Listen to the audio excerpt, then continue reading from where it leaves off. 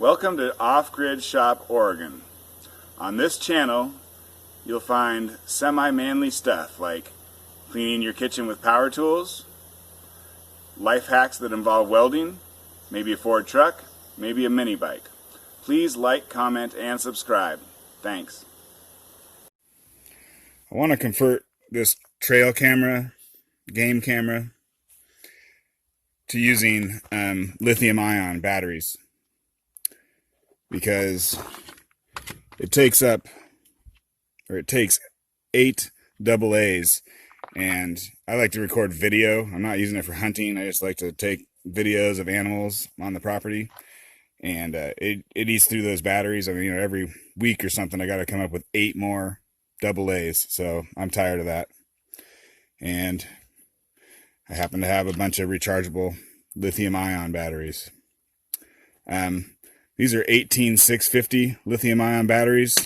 You get them on eBay, maybe 10 of them for like $10. Here's a little thing that lets you put in up to 3 lithium-ion batteries. For this project, we only need 2 of them, so I'm going to solder a little jumper there instead of using the wires that comes with it. You're also going to want a multimeter to figure stuff out with. Alright, so to figure out the voltages, I basically just played around with it. That's what I recommend. You don't need a degree in electrical engineering, just mess around with it till you figure it out. But I noticed that when there's 4 batteries in here, I can turn it on and it works. The reason why it holds 8 of them is just so that the batteries last longer. Now, then I took my multimeter trying to figure out, where stuff needs to be attached. And these kind of batteries should have a voltage of about 1.5 each. So they should add up to about 6 if they're in series, which they are. And you can see here we're getting 5.2. That's because these batteries are going dead. But I can see that it goes from here to there, gives me my highest voltage points. So I want to be attaching the minus of my lithium ion to this point and the positive of my lithium ion battery pack to that point. And I made a little picture of it here. So here's how it should work. And here's the minus point that corresponds to there. It goes around, like these 2 points are connected, these 2 points are connected, and these 2 points are connected. And each time it runs through a battery, it gains another 1.5 volts, ending up with about 6 volts. And hopefully, that's just a bigger picture of it, so hopefully that helps. Okay, and then this is kind of interesting. So when I got only 4 batteries in there, and I touch these 2 points, I get basically the same, 5, 6, should be 6 volts there. So that shows you that this bank isn't really needed for anything other than extending the life of it. I have a newer game camera that just takes 4 AA's. So I bet you, if your game camera has 4 AA's, then it runs on 6 volts. And if it has 8 AA's, I bet it still runs on 6 volts. So, double check. But I'm starting to think that's just like a standard thing for electronics. They got these Chinese electronics guts, and I think they run on 6 volts. Okay, and then kind of show how these lithium-ion batteries add up. So it goes through there and back on 2 of them, and you get, in this case, 6.3 volts. So that's pretty close. So 2 of them, I think they're supposed to, they call them like 3, and they go up to like about 3.5. So you probably get about 7 volts when they're fully charged. And I think it's okay to have slightly more volts. You just can't have less. And, I'm not going to use 3 of them because, I don't know, 9 volts probably be too much. I don't want to blow the thing up. Okay, so I think I know what I'm dealing with, but I'm going to test it first. So I'm just going to kind of temp these wires on there before I solder them.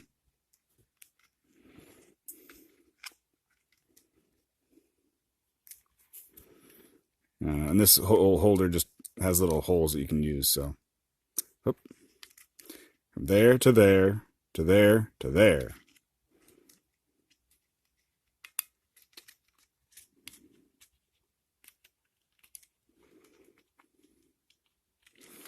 Okay, so hopefully we'll be getting 6 volts on the other ends of those wires. Okay, I used some alligator clips to hook up those wires to these multimeter probes. I'm getting the voltage that I want there, 6.3, so that's how it's going to be, but now let's test it on the game cam. Okay, so I got it kind of, hodgepodge in there using the wire clip and just jamming that one into the other side. Let's try turning it on. And it's coming on. So I think basically if we can just make all the wires do the connections that we currently have, we should be all right.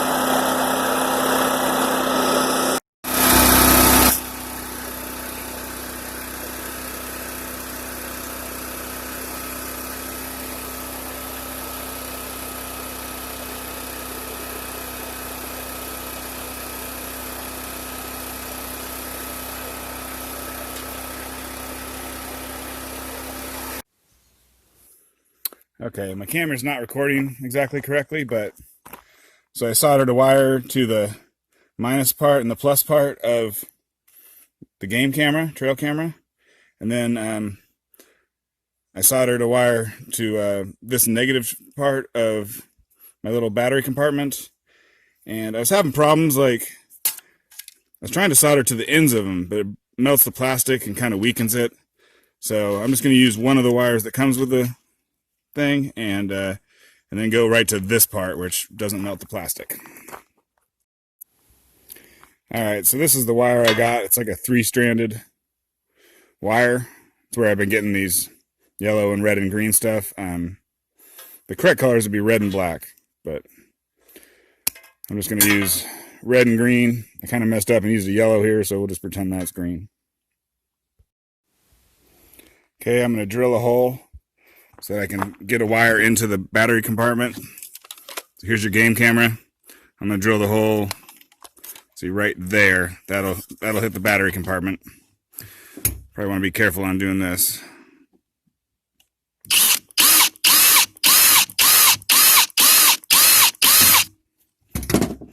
Trying to make it pretty close to the size of the wire.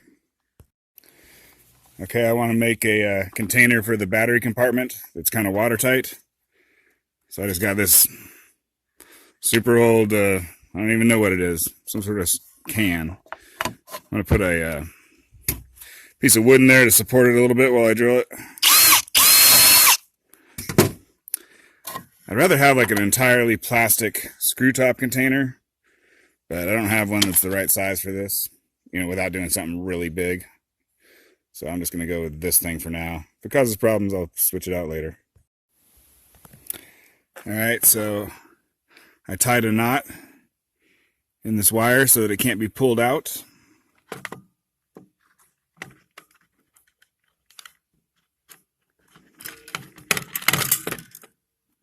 Got a nice tight fit here, I guess.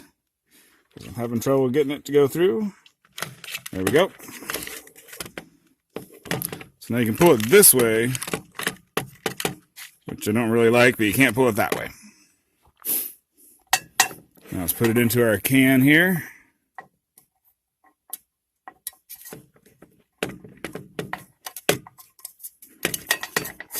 you want to leave yourself some extra room. Like, I don't want to be tying like right next to any of this stuff. I want to be able to have some room to hook these suckers up and make it easy on myself, so that's why I'm leaving extra room. Alright, so we'll go through the can here, put another knot in this sucker.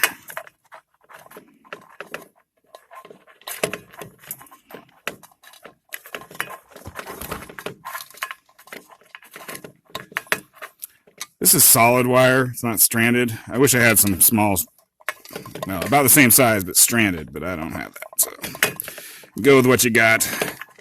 If this works super great, I'll probably buy a thing that takes only 2 of these, stuff like that.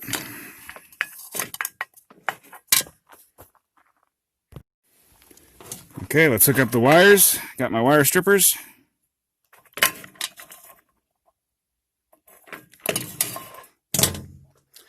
Got some wire nuts. These are not the smallest ones in the world. I wish they were smaller, but that's all right. Little trick: if one wire is smaller than the other, or stranded versus solid, make its tip a tiny bit further out.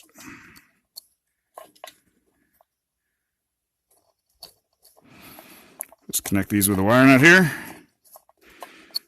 If the wire is too small, the wire nut has trouble grabbing it. If that happens, which it just happened, you can fold over your wire and make it double size. See if that works.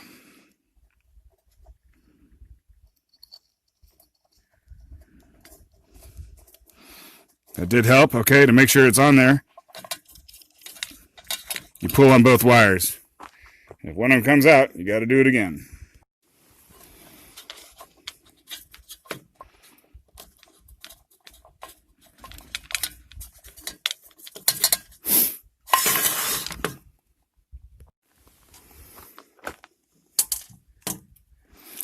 These are longer than I need. Make them about that long.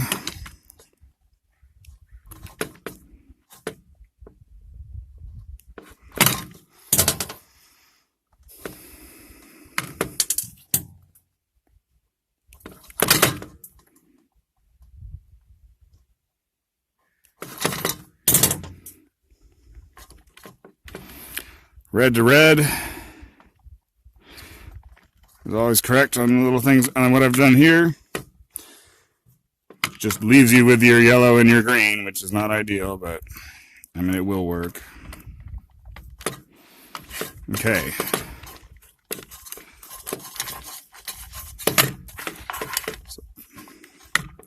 So this guy will just fold up in here.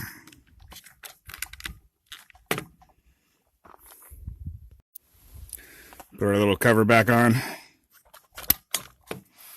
Okay, feels sturdy. Let's get our batteries. All right, which ones is it? It's that one and that one. Let's see if the thing will power on.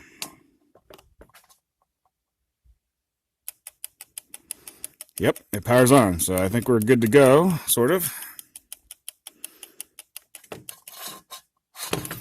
Okay, so now, basically just want to get this in the can. This is a metal can, so you'd want to be careful that nothing is going to short out on the wall of the can, but I think in this case, nothing is going to short out. So I'm just going to stuff the stuff in there and put the lid on.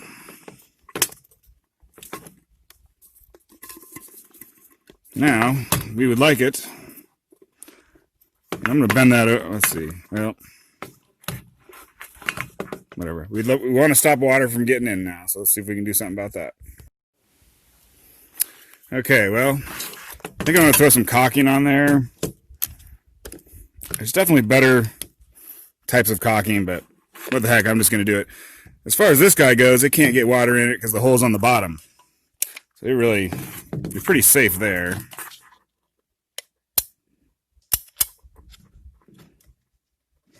Oh, whatever. We'll put some caulking on there. There you go. Good luck trying to warranty it out now. Huh? And this one is almost inevitably going to get water in it. Might be good to throw a hole fact, I probably will. I'll probably throw a hole in the bottom of this thing. So hopefully it won't get water in it, and if water does get in it, it'll just run right out. That's probably more important than the caulking. I'm going to kind of bend this over so hopefully it will stay. It's like it needs to be glued or strapped on there. You know, I should have done the hole lower and then done a strap around it. But anyways, this is a work in progress. You get the idea. You know, duct tape or zip ties, that'll fix almost everything. So that's what I'm going to do. I'm going to zip tie this sucker. Just need it to not move around so it doesn't pull on that caulking. So now all the force will be on it right there, and that should, yeah, right there, the water should run off and not go in it. That should be good.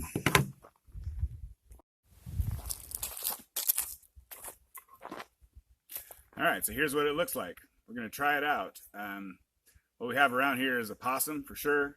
There's bear, there's deer, there's a lot of stuff, but you know, just to kind of close out this video, I want to catch one animal. And probably going to be, unfortunately, a possum.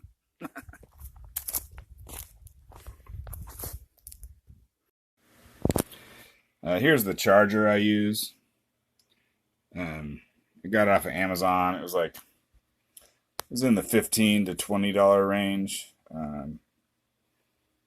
You can go on Amazon and get one, a highly rated one, for less than $20. So that's what I recommend. 4 at a time is pretty good.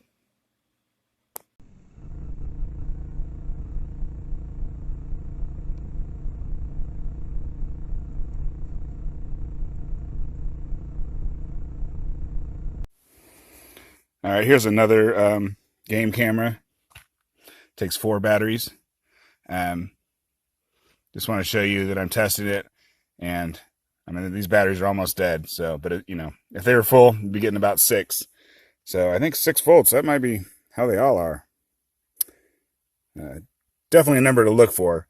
Some of them are probably 12 volts. I've seen people hook car batteries or something up to them. So maybe 6 and 12 are your options.